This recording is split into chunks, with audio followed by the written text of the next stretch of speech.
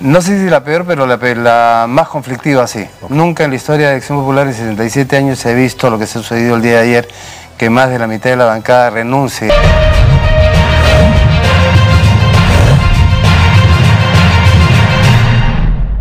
¿Qué significa para la política peruana que un partido como Acción Popular nos haya dado una película, una fotografía como la que vimos ayer? ¿Puede el viejo partido de Fernando Belaúnde salir adelante de esta crisis? ¿Tiene los mecanismos para hacerlo? ¿La fortaleza anímica para hacerlo? Bueno, Ricardo Burga, dirigente de Acción Popular y excongresista de la República, está con nosotros, como lo habíamos anunciado. Bienvenido, Ricardo. Gracias por estar con nosotros. Gracias, Carlos. Una aclaración. Exdirigente.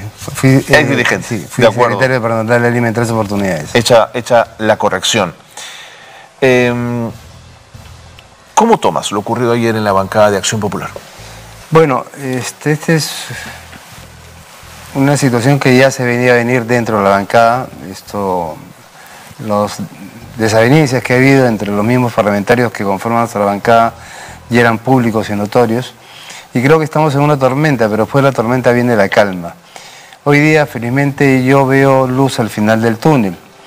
¿Por qué digo esto? Porque después de 8 años el jurado recién nos ha reconocido un comité ejecutivo nacional y a un secretario nacional del partido, que ya se ha inscrito, que es el ingeniero Mundo del Águila. Que demoró mucho el jurado, ¿no? 8 años. No puede ser, pues eso es... Casi nada, ¿no? Hemos sido el único partido en América Latina que ha estado prácticamente congelado y estacionado por culpa, y tanto del jurado como parte nuestra también. Hay que reconocer que también nosotros tuvimos algunos errores en la interna que ocasionaron que esta prolongada agonía de no reconocimiento de dirigentes se haya prolongado por 8 años. Pero hoy día ya tenemos un secretario nacional que es el llamado el día de hoy a poner orden, no solamente dentro del partido, sino también dentro de la bancada, ¿no es cierto? Entonces creo que el ingeniero del Águila, que ya ha convocado un plenario nacional para el día 19 de agosto, y entre la gente tengo entendido que se va a ver este caso, no solamente sino que además se va a conformar el Tribunal Nacional de Disciplina. Que deben hacer de un plenario, por supuesto, que deben hacer de un plenario, sí, para poder hacer todo el procedimiento que se estile para estos casos, ¿no? En tu memoria, ¿es esta la peor representación congresal que ha tenido Acción Popular?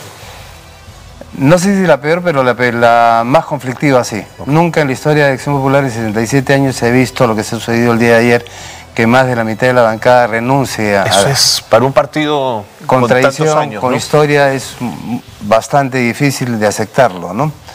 Y yo estoy de acuerdo en el fondo, pero no en la forma. Okay. Yo he sido vocero cuando fui congresista y siempre traté de mantener los diálogos con todos los integrantes de la bancada. No siempre se puede llegar a acuerdos, muchas veces, pero la mayoría es la que realmente manda. Y eso tiene que ser vinculado a los acuerdos del partido, los lineamientos del partido, ¿no es cierto? Hoy día hay un divorcio entre la bancada y el partido. Así es, pero no solo en Acción Popular. No solamente en Acción Popular, en todo. Y esto es motivado básicamente por una mal ley de partidos políticos que fue hecha por este Consejo de Notables que nunca han militado en un partido político y que han destruido y que quisieron destruir a los partidos con historia, con tradición dentro del país. ¿Qué hizo mal este grupo? ¿Qué cuestionas? Bueno, Tuesta, el señor Tanaka y todas las ONGs caviares que hubieron en esos momentos, acompañado de Vizcarra, que fue para mí un segundo Fujimori que quiso destruir a la clase política de este país, trataron de eliminar a los partidos políticos. Acuérdate que el año... ¿Qué interés puede tener Tuesta y Tanaka, Ricardo, en eliminar a los partidos políticos? Date cuenta. El año 2021 se eliminó al PPC, le quitaron la lista parlamentaria de Lima y Borea, el candidato del PPC no pudo postular a la presidencia y perdió la inscripción. Hasta ahora el PPC no se puede reinscribir. El APRA demoró 3 años y medio para reinscribirse. Le cerraron la ventanilla para inscribir a sus candidatos parlamentarios. Sí, Del Castillo estuvo con nosotros hace poco. Sí. Entonces, ¿quién hizo todo eso? Todas esas reformas de distribución horizontal y vertical que imposibilitaban muchas veces la formación de listas parlamentarias. Fue este Consejo de Notables, auspiciado por quién, por el señor Vizcarra, que odia a los partidos políticos. A nosotros nos quisieron eliminar porque no nos reconocían nuestra dirigencia el año 2021. Tuvimos una elección en noviembre de 2021 y no la reconocían los jurados nacionales de elecciones. ¿Pero había 2 secretarios generales? No, no teníamos 2 secretarios nacionales. Tenías 2 en pugna. Que era ¿Llaman los secretarios generales o no? Que era una elección interna. salió uno, se mandó a escribir. Exactamente. Y no lo reconocieron. Exactamente. ¿Y qué pasó? Si no escribíamos al secretario nacional... ¿Sostenías al otro? Tampoco. Lo que pasó es que cuando el jurado nos bloquea, nosotros en el Congreso sacamos una ley por la cual, en tanto y en cuanto los partidos políticos estuvieran en trámite su inscripción al ROP, el último secretario nacional inscrito en el ROP asumía las funciones. Claro. Por eso que pudimos inscribirnos, por eso la Lescano pudo postular y por eso postularon los congresistas. Si no, también hubiéramos perdido la inscripción y estaríamos fuera. No tendríamos partido. Quizás estaríamos en la situación del PPC o estaríamos en proceso de inscripción como el APRA. Eso es la verdad. Entonces, de pronto hay que pedirle al próximo Congreso de la República una auténtica reforma del sistema de partidos. Totalmente de acuerdo. ¿No es cierto? Totalmente de acuerdo. Hay que hacer unas reformas sustanciales. Sigamos. Lo de ayer ha sido, se han ido 7, se han quedado 7, pero los 7 que se han quedado llamándose Acción Popular son los 7 llamados niños también. Así es. Digamos, han cooptado la bancada. Es por eso que yo digo, y he manifestado antes, que estoy de acuerdo en el fondo, pero no en la forma. Okay. Porque si las personas que se han quedado con el día de hoy con el logo del partido y con el nombre de la bancada dentro del Congreso y que son seriamente cuestionados, hoy día representan a una institución que no se sienta representada por ellos. Es por eso que digo que el secretario nacional está en la obligación moral y ética de hoy día de poner orden en la casa. Yo como secretario nacional lo que haría es convocar a los 15 y de una vez por todas poner orden dentro de la bancada, porque el Comité Ejecutivo Nacional sí tiene la potestad de poder citar a los parlamentarios. Los parlamentarios se han ido de la bancada, pero no se han ido del partido. Hay una diferencia importante en eso. No, yo imaginaría que un comité, digamos, la junta directiva de un partido debería tener reuniones periódicas, si no semanales, con las bancadas, digamos, o la comisión política del partido. Eso sucedía en los años 80. Yo recuerdo cuando mi padre era parlamentario, se reunía el comité político del partido, se reunía el Comité Ejecutivo Nacional con la bancada. Y el CEN, el Comité Ejecutivo Nacional. Y en esa época se reunían en Paseo Colón, en la Sala Perón, recuerdo mucho. Y eran pues 108 diputados y 26 senadores, y se reunían con los ministros y muchas veces con el presidente de la UNDE, porque se hacían políticas y se coordinaban las acciones. Exactamente, de gobierno. De gobierno, con el partido y con la bancada, tanto en diputados como en senadores. Lamentablemente, esto en el tiempo se ha ido perdiendo, no solamente en Acción Popular, sino creo que en todos los partidos políticos. Ricardo, y me corrijo, coordinas gobierno, pero también te coordinas como oposición. Así ¿no es cierto? Porque también hay una estrategia y un plan para ser opositor, ¿no es cierto? Ahora, ¿qué hubieses preferido tú? ¿Que se quedaran los 15 y ganar el partido en cancha? O sea, ganarle en cancha a los 7 que podrían hacer peligrar a Acción Popular. Yo siempre he creído que la pelea sea adentro, no sea de fuera. Ok, quédate en la cancha. Me quedo en la cancha. Y es más, son 8 los que han renunciado, no son 7. Son 8. Si son 8, yo hubiera podido pedir la reconsideración del acuerdo de la nominación del vocero, que está seriamente cuestionado. Sí, que es el detonante, ¿no? Que es el detonante, ¿no es cierto? Bajo esas circunstancias yo pedí la reconsideración y van a la votación nuevamente, porque tengo la mayoría, supuestamente. En todo caso, si no hubiera sucedido eso, hubiera solicitado mi licencia dentro de la bancada, pero no renunciada a la bancada. No participaba de los acuerdos de la bancada, pero me iba en queja al partido. Pedía la intervención del Comité Ejecutivo Nacional y del Secretario Nacional a fin de resolver el caso. Hoy día, ¿qué va a pasar? Ante la renuncia de 8 congresistas a la bancada, Acción Popular tiene 3 comisiones. Hoy día va a perder 2. No pierde, pues, claro. ¿Quiénes son los beneficiados? Fuerza Popular y Perú Libre. Lógico. Entonces, eso es lo que a mí me preocupa como partido. En política no cedes el terreno, digamos, ¿no es cierto? No dejas el terreno. Porque en política quien cede el terreno, otro lo ocupa. Y le estamos regalando dos comisiones, con todas las discrepancias que yo pueda tener con... No, de acuerdo. Al fujimorismo y a Perú Libre. Pero, Ricardo, la cohabitación, digamos, por ponerlo de alguna manera, de todos los miembros de la bancada, para que este haya sido el detonante, ya debió ser muy tensa y muy complicada, ¿eh? Obviamente, así es. Creo que fue la gota que colmó el vaso. Lo que pasa es que yo creo que Darwin Espinosa no debió haber nunca postulado a la vocería del partido, más aún con el último reportaje que salió el día domingo, ¿no es cierto? Tiene una mochila muy pesada y yo lo que hubiera hecho en su caso, y lo dije en una entrevista anterior, que aquellos que estuvieran investigados y que estuvieran acusados constitucionalmente hubieran pedido su licencia al partido para no manchar al partido, ¿no es cierto? Y ellos tratar de resolver lo más pronto posible las acusaciones que tenían. Claro.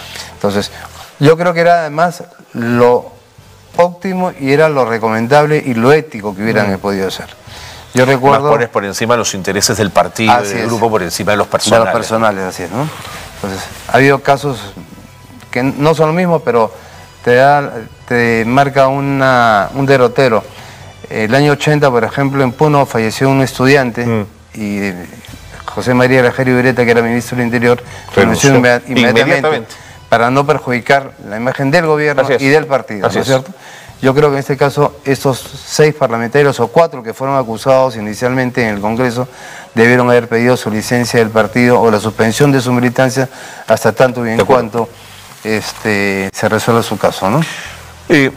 Para que se produzca una correa de transmisión entre la vida del partido y lo que el partido siente y piensa del Perú y su mirada de país, y esto llegue a la bancada parlamentaria, tendríamos que superar algunas cosas. Por ejemplo, los invitados, que no tendrían por qué responder, si son invitados, a lo que el partido plantea.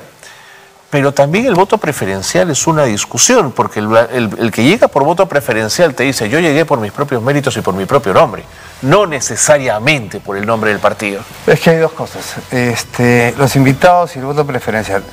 Yo, en lo personal, no creo en los invitados. Yo tampoco creo. No creo en los invitados porque además partidos con tradición y con historia, como el APRA, Acción Popular, el PPC, por ponerte 3 ejemplos, son escuelas de formación política. Y tienen que tener sus propios cuadros. Por lo tanto, tiene que haber una meritocracia dentro del partido. O sea, ¿para qué voy a que nazca de los comités distritales, además, digamos. Vas desde la base, que es la columna principal del partido, y vas creciendo, ¿no es cierto? Exactamente. Eres juventudes, dirigente distrital, metropolitano, departamental, nacional, eres regidor, alcalde, parlamentario. Y en ese juego aprendes. Y vas aprendiendo, ¿no es cierto?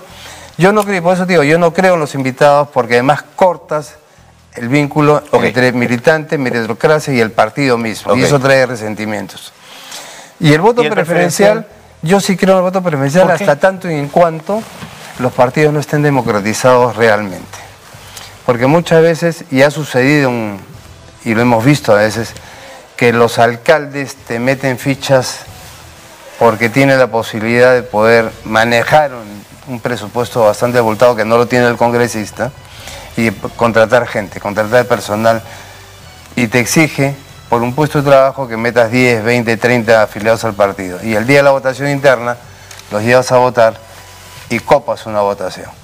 Entonces, ahí hay algo también que hay que arreglar dentro de la ley de los partidos políticos y ver cómo se soluciona el tema de la democracia interna, de ver cómo se eligen los cuadros y de qué forma. Nosotros, por ejemplo, desde el año 97, antes de la ley de partidos políticos, nosotros ya teníamos un militante y un voto, que aseguraba básicamente... De acuerdo, no era voto por representante, sino era un militante y un voto. Era un militante y un voto. En un momento sí tuvimos voto por representación, porque vimos que había bolsones electorales que te distorsionaban la votación final. Entonces vimos la necesidad de hacer votación por delegaturas. Pero eso hay que verlo y analizarlo en cada situación, en cada elección, ¿no es cierto? Y ver cuál es la realidad del partido, que te asegure una representación más genuina y más representativa de las propias bases. De acuerdo. Pero Ricardo, de lo que estamos hablando entonces en el fondo, de pronto, es una revisión del partido político como tal. Es decir, la modernidad nos está interpelando respecto a si el viejo formato de partido con ese Comité Ejecutivo Nacional, con ese Tribunal, es la fórmula para generar política hoy. Mira, nosotros, yo soy consciente y lo he venido manifestando en el interno del partido, que tenemos que hacer un congreso estatutario. Tenemos que adecuarnos... Repensar el estatuto. Repensar el estatuto, ¿no es cierto? Que sea un estatuto mucho más ágil, no tan burocrático. Así es. Que te resuelvan las discrepancias, quizás inclusive hasta un... nosotros tenemos un defensor nacional del afiliado que es un defensor del pueblo. ¿No? Que es una situación que yo lo ejercí por 2 oportunidades, que es una figura bastante importante en el partido, pero quizás también necesitamos un tribunal arbitral finalmente. ¿De acuerdo? Que te defina cuando haya una discrepancia no resuelta, por decirte, si el defensor afiliado saca una resolución diciendo que afecta y vulnera el derecho de un militante en tales artículos del estatuto y el Comité Ejecutivo Nacional dice que no. Entonces hay una discrepancia, hay un tercero dirimente que pueda definir esta situación. Tiene que ser muy rápido, muy ejecutivo, Ricardo, ¿no? Nosotros somos muy lentos en ese sentido, ¿no es cierto? Creo que hay otros partidos que tienen tribunal de ética que son mucho más expeditivos en cuanto a la definición de situaciones, como en este caso, ¿no? Lamentablemente nosotros, como te repito, no hemos tenido 8 años de dirigencia y no hemos podido hacer absolutamente nada. ¿A quién convoca hoy Acción Popular? ¿Cuál es el perfil del militante de Acción Popular? ¿Está en la izquierda, está en la derecha, es más bien de centro? Mira, nosotros siempre hemos sido un partido de centro y un partido que siempre ha ido hacia adelante, ni siquiera a la izquierda y la derecha, como decía el presidente de Belaúnde. Hoy día, justamente por esta falta de liderazgo y de dirección dentro del partido, hay personas que se han pegado a la izquierda, hay gente que se ha ido a la extrema derecha y otros que hemos seguido el lineamiento del Fernando Belaúnde Terry. Creo que a partir de ahora, a partir del 19 de agosto, con la convocatoria del plenario, el partido va nuevamente a retomar su cauce natural y normal y vamos a poder decir que seguimos siendo el mismo partido histórico de Fernando Belaúnde Terry. ¿Te conmovieron las lágrimas de María del Carmen Alba o te parecieron desafortunadas e impropias? Mira, yo conozco a María Carmen Alba desde muy joven porque su padre y mi padre estuvieron presos en el Potavo en la época de Juan Velasco Alvarado. María Carmen es una persona muy emotiva, te soy honesto. Y creo que fueron lágrimas sinceras y honestas porque finalmente su familia son parte de la fundación del partido y obviamente pelearse con parte de tu familia duele.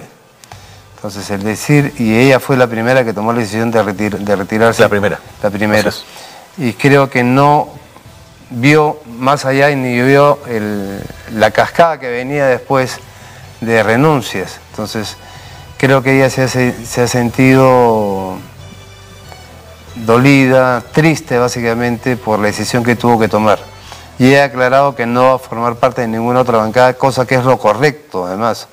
Y ella se va a mantener como no agrupada. Pero son 2 años sin proyectos de ley. Yo no creo que sean 2 años ahí, Carlos, y discrepo porque creo que el partido va a tomar la decisión y va a arreglar los asuntos. Y va a resolver antes esto. Mucho antes, con lo cual los que se han ido van a regresar a la bancada y vamos a recuperar la bancada. ¿Estás seguro de eso, Ricardo? Estoy segurísimo de eso. Estoy seguro de eso. Va a haber un tiempo, sí, va a haber, no sé si 1, 2, 3 meses, pero de que se va a resolver y creo que los que se fueron van a regresar a la bancada y espero también que resuelvan sus temas con la justicia, ¿no? Porque lamentablemente, como sabes, de los 15 que tenemos en la bancada, 3 están siendo investigados. Sí, por supuesto. Entonces, eso también es un problema partido. ¿Y cómo activas comités? ¿Cómo vuelves a generar vida en los mismos? ¿Necesitas locales? ¿Necesitas dinero? ¿Necesitas, digamos, que los afiliados o los militantes comiencen a aportar también en sus cuotas? ¿Cómo ves eso? Bueno, ahora ya tenemos un comité ejecutivo, tenemos un comité, en el caso de Lima, un comité metropolitano que lo lidera Carlomagno Chacón, que ha sido exalcalde de Madrid, ¿no? Él es el encargado de reactivar los 43 distritos en Lima metropolitana. ¿Qué tal el trabajo ese? Entonces va a tener que comenzar a visitar distrito por distrito, comenzar a inaugurar locales, reactivarlos. Pero es Lima metropolitana. Es Lima metropolitana, ¿no? Que es 30% del electorado nacional, pero además de eso, la dirigencia nacional va a tener que comenzar a salir al interior del país. Pero la vocación descentralista de Fernando Belaúnde tiene que estar plasmada en las regiones también, Ricardo. Justamente por eso, te decía que el Comité Ejecutivo Nacional tiene que salir a comenzar a las bases al interior del país, a recorrer el país para poder comenzar a reactivar. Pero además en cada región hay un secretario regional o departamental, si quieres llamarlo así, y tenemos secretarios provinciales y distritales. O sea, tenemos una estructura, ¿no? ¿Es la mejor estructura posible o hay que repensarla también, Ricardo? No, la estructura funciona. Simplemente que hay que echarle un poquito de aceite nada más para que comience a funcionar como un reloj suizo, ¿no? Pero sí, la estructura ha venido funcionando durante los últimos 67 años sin ningún problema y va a funcionar. ¿Crees que revitalizar Cooperación Popular como modelo de pequeña gestión comunal podría ser interesante para el futuro? Yo creo que no solamente para el futuro, sino para el día de hoy.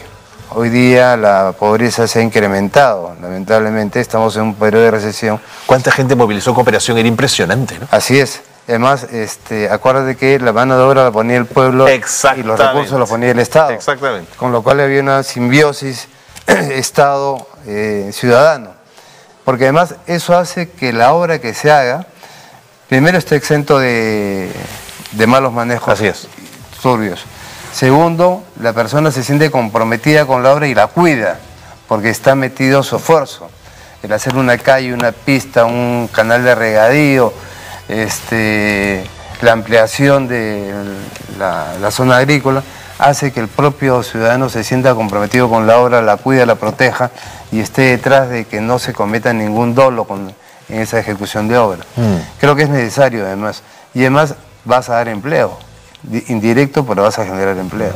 Yo era chico, pero recuerdo al presidente Belaúnde mencionar las obras que se habían hecho gracias a cooperación. Y eran kilómetros de regadío y kilómetros de trocha. No, eran números enormes. Así es, y es por eso que en eso se inspira el Fernando Belaúnde Terry cuando en su viaje por la sierra, sobre todo en Chincheros, cuando dice, ¿no? ¿Y quién hizo la carretera? El pueblo lo hizo. ¿Y quién hizo el campanario de la iglesia? El pueblo lo hizo. Y en base a eso es que Belaúnde forma Acción Popular.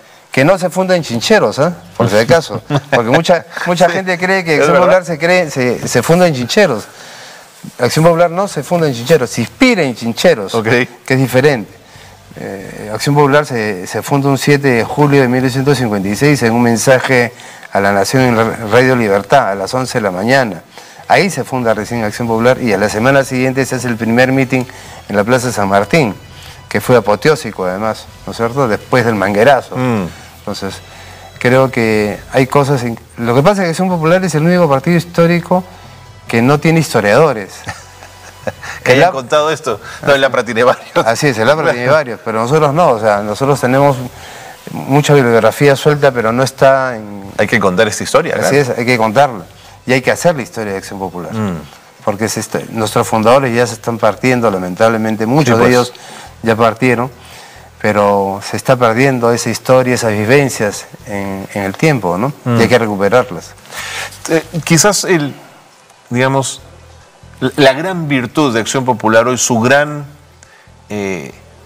caudal, digamos, lo que creo que le da una impronta es un auténtico espíritu democrático. Totalmente. ¿No es cierto? Creo que eso es una característica. Por eso cuando estas cosas ocurren, quienes no somos accionpopulistas, nos duele ver lo que ha pasado ayer. A mí me duele no siendo parlamentario, a mí me duele, yo he sido vocero motivo y me duele la situación de la bancada. Y creo que le duele a los 287.000 militantes que están afiliados al partido. O sea, nunca hemos pasado una crisis como la que estamos pasando. Pero, como dije, después de la tormenta viene la calma. Hay que tomar con cautela, con calma esto y esperemos que prontamente y a partir del 19 de agosto, reitero, el partido va a comenzar a encaminarse nuevamente por el rumbo que Fernando Belaúnde nos enseñó. ¿Y crees que el 19 en ese plenario el mismo Edmundo del Águila debería poner su cargo a disposición para ir a nuevas elecciones? No, porque tiene el periodo reconocido por el Jurado Nacional de Elecciones. Acá hay una doble interpretación. Cuidado con las interpretaciones, Ricardo, que terminamos mal. Justamente, pero son dos situaciones que se pueden dar. Hay unos que están interpretando que el periodo de Edmundo del Águila comienza a partir de febrero de este año, donde figura la resolución del jurado, que sería hasta el 25. Otros argumentan que no, que solamente fue el periodo 21-23 que termina en octubre del 23. Pero el estatuto te permite ampliar el mandato por 6 meses, que podría hacerlo en ese plenario, ¿no? Con lo cual sería hasta abril del próximo año. De acuerdo. Él podría convocar un proceso electoral que te lo tengas que convocar 120 días antes del término del mandato. Que prepara el partido de las elecciones del 2026. Del 2026, así es. O sea, eso es una situación que vamos a arreglarlo internamente. Tengo entendido que ya se ha pedido una explicación al Jurado Nacional de Elecciones, una interpretación de la resolución para ver hasta cuándo dura el mandato del mundo de la ley, que es lo más saludable, ¿no? Y evitamos discusiones internas bizantinas. Valioso. Una última pregunta, Ricardo. ¿Quién sería hoy en el espectro político de nuestro país un aliado de Acción Popular? ¿Con quién podría sumar esfuerzos por la gobernabilidad? Mira, Fernando Belaúnde Terry, cuando llegó al segundo gobierno, ofreció un gobierno de ancha base, le ofreció al APRA, le ofreció al PPC. Y el APRA se negó. El APRA no quiso. Y el PPC se sumó. Nosotros siempre tenemos las puertas abiertas para todos aquellos que quieran sumarse por el desarrollo del país. En ese sentido no cerramos las puertas a nadie. Pero es una mirada un poco antropocéntrica, súmense a nosotros, ¿no? Yo digo, ¿con quién te sumas tú? ¿A quién sientas a tu lado como igual? Mira, yo te recuerdo, el 80 nos juntamos con el PPC, el 90 se hizo una alianza en el Senado con la izquierda, estando vivo todavía el Fernando Belaúnde Terry. Pues digo, nosotros no cerramos la puerta a nadie. Ok. Entonces, si el norte es el Perú, digamos. Así es, estamos en ese rumbo, ¿no? En ese sentido. Eso es fundamental, fundamental. Volver a pensar en el Perú. Gracias, Ricardo. No, gracias a ti, Carlos. Encantado. Gracias por todo, ¿no? Encantado. Siempre un gusto conversar contigo. Gracias. Ricardo Burga, ex dirigente de Acción Popular, ahora si lo digo bien, ex congresista de la República. Ha estado con nosotros en el programa. Vámonos a la pausa y volvemos.